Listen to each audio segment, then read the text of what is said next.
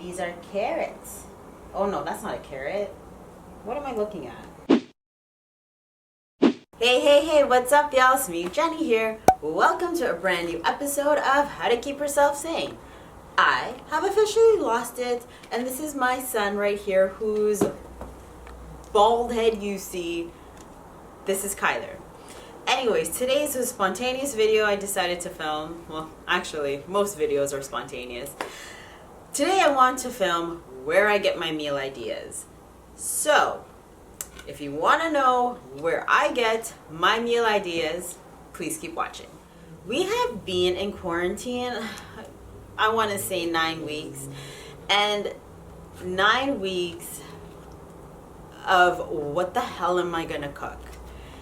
So, it's not like I can go into the grocery store with a grocery list now, because it's pretty much whatever is fresh and available, I just grab, and then I figure out what to cook when I get home with the things that I have. And it's not easy to be like, oh, I want to cook this, but I don't have this one ingredient. I'm just going to step out really quickly and go grab this ingredient, because I don't want to be standing in line for like an hour to grab one ingredient.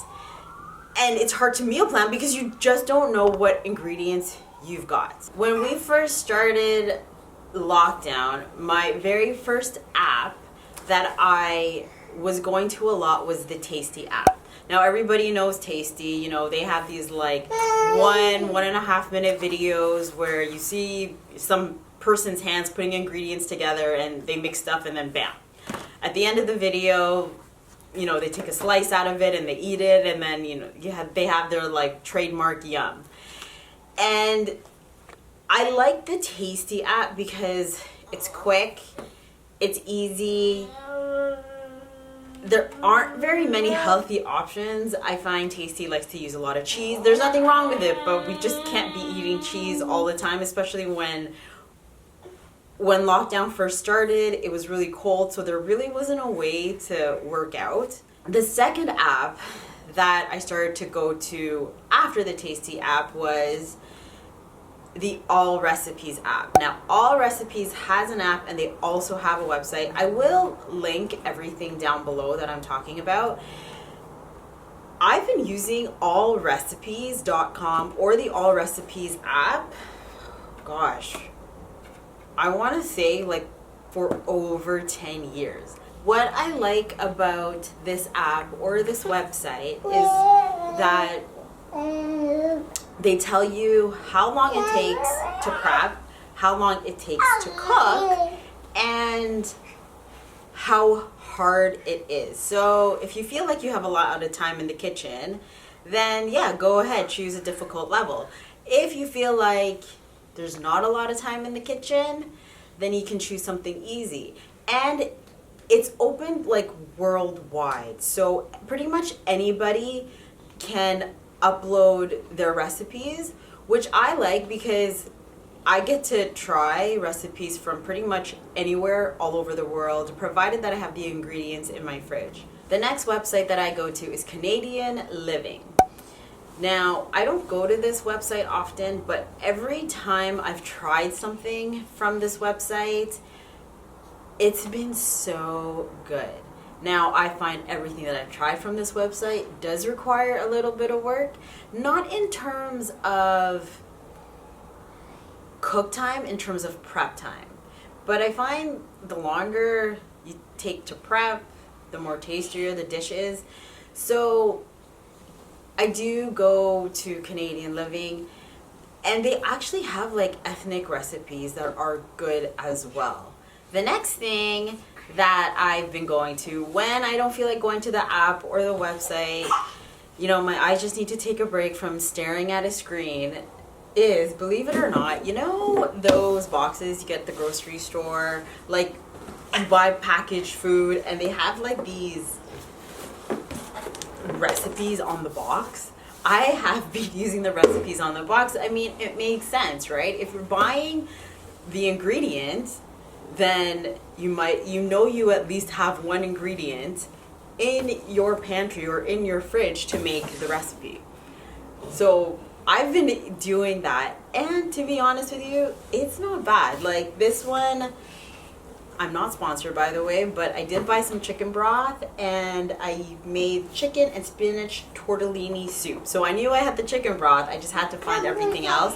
I actually didn't have the chicken, so I made everything else, so it was more like spinach tortellini soup, and it was great. The good thing is that about these recipes on the packaging, they're short, they're quick, they're simple. And it's good when you have a hungry child and a hungry husband and all they do is complain how hungry they are. You could quickly whip this up and feed them so they can shut up. And finally, the last thing that I went to, which is pretty much my go-to all the time now, is, and I have talked to death about it, I probably will talk this to death again in the future, is my beloved Flavor Bible book.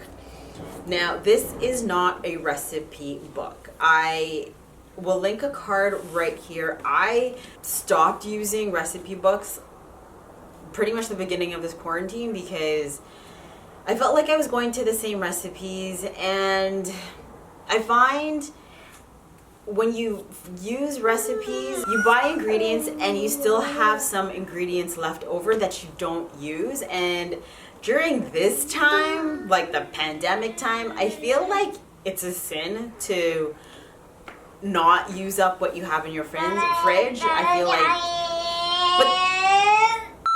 but that's just me. So let me talk about the Flavor Bible. You pick an ingredient which is like the star of your dish. So over here it's daikon. I have never had daikon before, but this is just what went to. Then you have a whole bunch, you have a list of ingredients, well not ingredients, flavors that it goes well with. Then some ingredients are in bold, which means that a lot of chefs, like, for example, carrots with daikon. Then, on top of that, you have some ingredients or flavors where it's in bold and it's capitalized. That means every chef that they interviewed when they made this book all agreed that oranges go well with dates. So dates is the main ingredient, and all of the chefs agreed that oranges taste really great with dates. Now, if you don't feel like, going through the list of flavors, at the end of the list of flavors, they have a whole bunch of flavors that they've put together that no one would ever think goes well together, but it actually does. So, for example, the main ingredient is honey and almonds and chicken and pomegranates all go well together.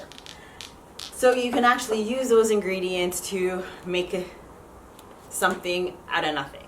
So I have been experimenting in the kitchen a lot with this. There have been some hits, there have been some misses, and it's not because it didn't taste good. It tasted good. It's just that my family just doesn't have a palate for it. Like, my family, we don't really eat berries. And this morning, I made oatmeal with blueberries, with maple syrup, and coconut milk. Because the Flavor Bible said everything goes well together. Well, it tasted really good. It did, but would we make it again? Not really. Just because our palate isn't really used to eating blueberries, but it did taste good. Like, by any means, like, it didn't go down the drain or anything. And there you have it. This is my spontaneous video of where I get meal ideas. Let me know where you get your meal ideas down below. Now, I know a lot of you say that you get your ideas from Pinterest. I have never used Pinterest. I don't own the Pinterest app. I did for about a day. I used it for about an hour, and then my battery died at 100%. So I find that Pinterest uses a lot of my battery. I do have an old phone, which is probably 100% of the reason why my battery went dead within an hour of using the app. So let me know where you get your meal ideas. Comment it down below because I would like to get meal ideas from other sources. And there you have it. That is my video. So please don't forget to like, comment, subscribe all down below, or you can catch me on all my social media, which is right here. That's at kiss.jennie. That's spelled kiss.jennie, Jennie with an I-E. Or if you want to subscribe to my channel, click on my face right here. Or if you want to catch me in my last video, click right here. I upload videos every Monday, Wednesdays, and Fridays, and I will see you in my next video. Bye-bye.